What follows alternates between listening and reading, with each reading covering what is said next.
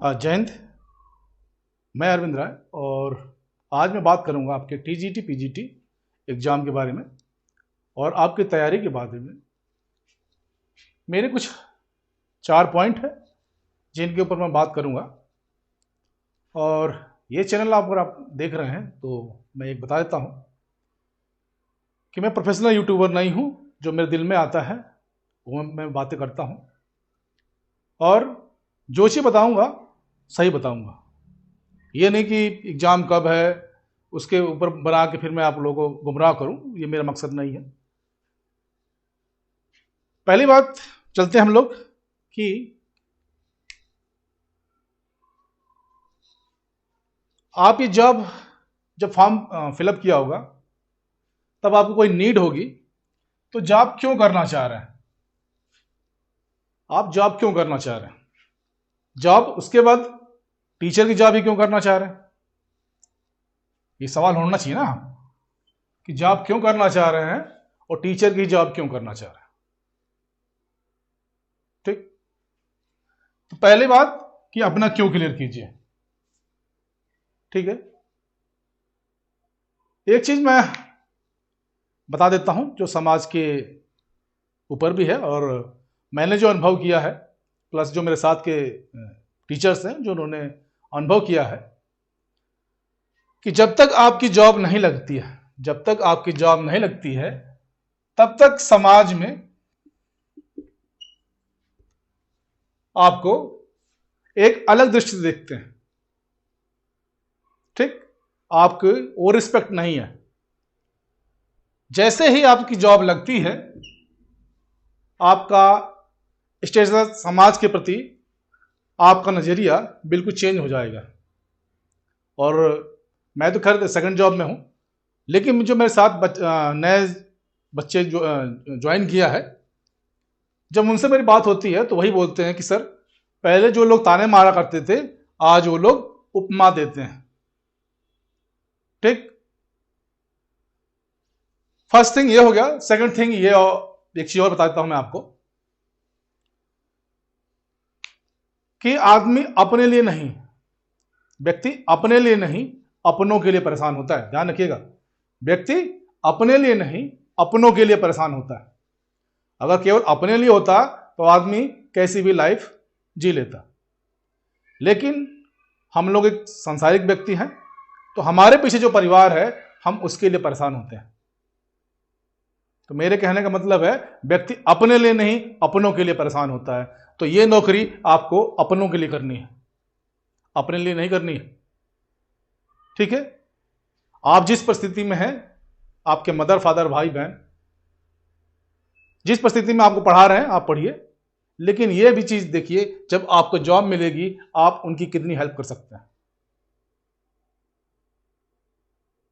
आप उनके कितने सपने पूरे कर सकते हैं।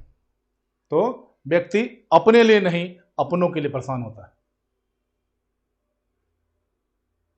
चलिए अब चलते हैं आपकी पढ़ाई को लेकर तैयारी। पेपर आज हो कल हो परसों हो, क्या आपकी तैयारी पूरी हो चुकी है? एक चीज मैं गारंटी दे कह सकता हूं, अगर जो भी बच्चा ये बोले कि मेरी तैयारी कंप्लीट है, तो मेरे कहने से एक बार वो बुक उठा के देखना और फिर पढ़ना, उसमें कुछ न कुछ नई चीजें मिलेंगी आपको। और ये चीज ऐसी मिलेंगी जो आपने कभी सोचा नहीं होगा, और ये जब पढ़ते समय ही होगा कि ये मैंने चीज ध्यान नहीं दिया और ये चीज आपसे मिस हो गई। ठीक है, तो मेरे कहने से एक बार जो आपकी तैयारी कंप्लीट हो चुकी है उस बुक को दोबारा पढ़िए, कुछ न कुछ अलग चीज मिलेगी इसको जो आपने पढ़ी नहीं होगी। ठीक, फॉर्म आपके भरे जा चुके हैं, पेपर आज नहीं कल नहीं परसों होंगे, होने हैं। और वैकेंसी में पहले बता रहा हूं, मैं झूठ आश्वासन नहीं देता हूं। वैकेंसी बहुत कम है, कंपटीशन बहुत ज्यादा है। मैं झूठ का मोटिवेट कर दूंगा कि आप ये कर रहे हैं वो कर रहे हैं, ये मेरा स्वभाव नहीं है।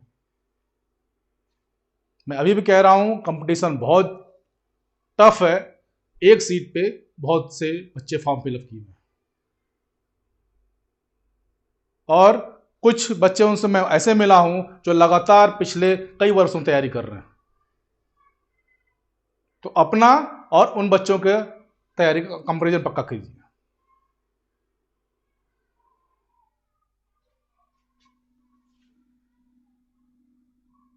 मंजिल आपकी है टीजीटी पीजीटी जॉब, ये आपका मंजिल है। ठीक, अब मंजिल पे जाने के लिए आपको वे भी चाहिए, रास्ते चाहिए। रास्ते आपको पिछली साल के 20 साल के या 10 साल के जो क्वेश्चन पेपर हैं वो आपके रास्ते बताएंगे कि पेपर किस टाइप का आता है, पेपर का स्टैंडर्ड कितना है, किस पोर्शन से कितने क्वेश्चन आते हैं। आप टीजीटी पीजीटी के पिछले 10 साल के क्वेश्चन पेपर उठा के देखिए या 20 साल क्वेश्चन पेपर उठा के देखिए, उनको सॉल्व करिए। ये टीजीटी पीजीटी जॉब की जो मंजिल है वो इन्हीं रास्तों से जानी है। ठीक, तो प्रीवियस क्वेश्चन पेपर पक्का करिए। ठीक है, प्रैक्टिस सेट आपको, आप जिस सब्जेक्ट से भी हैं, मैं फिजिकल एजुकेशन से हूं, मैं उसके बारे में ज्यादा बता सकता हूं, लेकिन फिर भी मैं कह रहा हूं आप जिस सब्जेक्ट से हैं, अगर आप ये वीडियो देख रहे हैं तो जाहिर सी बात है कि आपको टीजीटी पीजीटी में इंटरेस्ट है या आपने फॉर्म फिलअप किया है। आप जिस सब्जेक्ट से हैं प्रैक्टिस सेट लगाना शुरू कर दीजिए।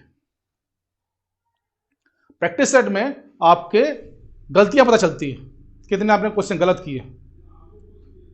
ठीक है, याद करना अलग है, प्रैक्टिस सेट अलग है।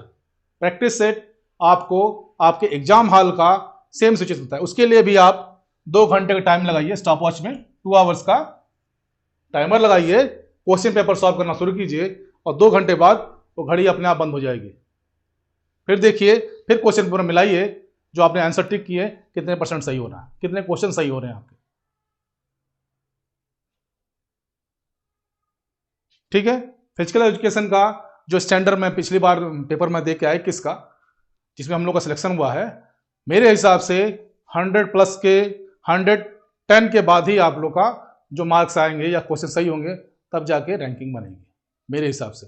सेम उसी तरह आप अपने सब्जेक्ट का देख लीजिएगा, पेपर टफ मॉडरेट आता है और प्रैक्टिस वाले बच्चे, पेपर देने वाले बच्चे बहुत ज्यादा है। नीड सबको है जॉब की, आप अपनी तैयारी करिए। ठीक है, चलिए, इसमें एक, जब भी आप कोई चीज बुक पढ़िए या कोई चैप्टर पढ़िए तो उसमें आप क्वेश्चन बनाना सीखिए। सपोज ये मान के चलिए, अगर आप ये मान के चलिए कि आप एग्जामिनर हैं, आप पेपर लेने वाले हैं, तो उस चैप्टर से आप कौन कौन से क्वेश्चन बना सकते हैं, कितने क्वेश्चन बना सकते हैं। क्वेश्चन अगर बनाना आपने सीख लिया तो आपने 75% आपका कोर्स आपने याद कर लिया। तो हर चैप्टर का आप क्वेश्चन बनाना शुरू कीजिए, खुद बनाइए, किसी के भरोसे नहीं। दूसरा, किसी का भी नोट्स केवल आपको एक तरीका बता सकते हैं, लेकिन नोट्स खुद बनाने पड़ेंगे आपको, किसी दूसरे का नोट कोई काम नहीं करता। कुछ लोग बोलते हैं नोट्स दे दीजिए, पीडीएफ दे दीजिए, क्या करेंगे लेके आप। जिस समय उस बच्चे ने पीडीएफ बनाया होगा, नोट बनाया होगा, उसका दिमाग अलग चीज सोच रहा होगा। सपोज मैंने पी लिख दिया तो मेरे दिमाग में पी के प्रति कितनी सारी डिफिनेशन होगी, लेकिन जब ये नोट्स आपके पास केवल पी के रूप में आएगा, केवल आप एक ही बार सोचेंगे उसको कि पी मतलब पैरेट। इसी तरह किसी के नोट्स मत मांगिए, खुद बनाइए आप लोग।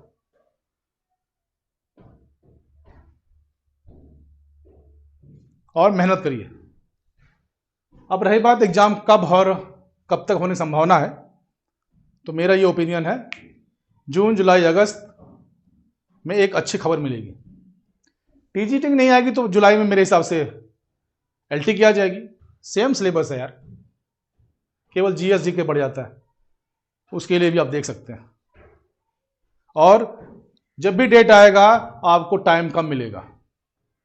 पेपर का अगर डेट अगर टीजीटी पीजीटी की आ गई तो विद इन 14 डे के अंदर आपको पेपर हो जाएगा, जैसे पिछली बार हुआ था। तो मेरे भाई, मेरी बहनों, मेरे साथियों, ये मौका बहुत बढ़िया है। अगला आयोग बनेगा, उसमें क्या टर्म कंडीशन मांगेंगे, उस लफड़े में फंसिए ही मत। आप लोग मेहनत कीजिए और सिलेक्शन लीजिए, ठीक है। उस सिलेक्शन से आप एक विजुलाइजन करिए, मतलब कि एक चीज अपने दिमाग में सोते समय भी कि आपका सोचिए उसको कि आपका सिलेक्शन हो गया, आप क्या क्या कर सकते हैं, आपके मदर फादर कितने खुश होंगे, आपके बीवी बच्चे कितने खुश होंगे, भाई बहन कितने खुश होंगे, भाई बहन क्या गिफ्ट कर सकते हैं, मदर फादर को क्या गिफ्ट कर सकते हैं। हाँ, मैंने पहले ही बताया था, आदमी अपने लिए नहीं अपनों के लिए परेशान होता है। तो आप ये नौकरी अपने लिए नहीं अपनों के लिए कीजिए। हो सकता है ये बातें किसी को अच्छी नहीं लग रही हो तो उसके साथ सॉरी, लेकिन मेरा ये मानना है, केवल मैं झूठी कोर कल्पना बता के आप लोगों को गुमराह नहीं कर सकता। कंपटीशन बहुत है और लड़के दिन रात तैयारी कर रहे हैं, शायद आप पीछे हो रहे हैं। इसलिए एक बड़े भाई होने के नाते मैं आपको बता रहा हूं, केवल ही केवल आपको पढ़ना है। आपको यार टेबल चेयर पढ़ना, बैठ के पढ़ना ही तो है। उस मजदूर से पूछिए जो 12 बजे दिन में काम करता है।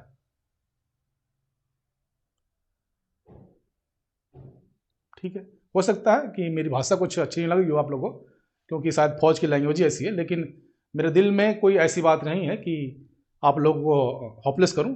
लेकिन मैं फिर भी यही कह रहा हूं कि तोप के सामने खड़ा होना बहादुरी नहीं मूर्खता है। फौज में कहावत है कि टैंक के सामने खड़ा होना बहादुरी नहीं मूर्खता है। ठीक है, तो पेपर आपका टैंक है तो बहादुर मत बनिए। ठीक है, आप प्रॉपर तैयारी करिए, पैटर्न वाइज तैयारी कीजिए। ठीक है, प्रैक्टिस सेट लगाइए डेली, और तब जाके आप सफल हो पाएंगे। ठीक है, इसके साथ ही जय हिंद, जय भारत, खुश रहिए, स्वस्थ रहिए, मस्त रहिए। और हो सकता है मेरी बातें कुछ बुरी लग रही है, उसके लिए सॉरी। जय हिंद।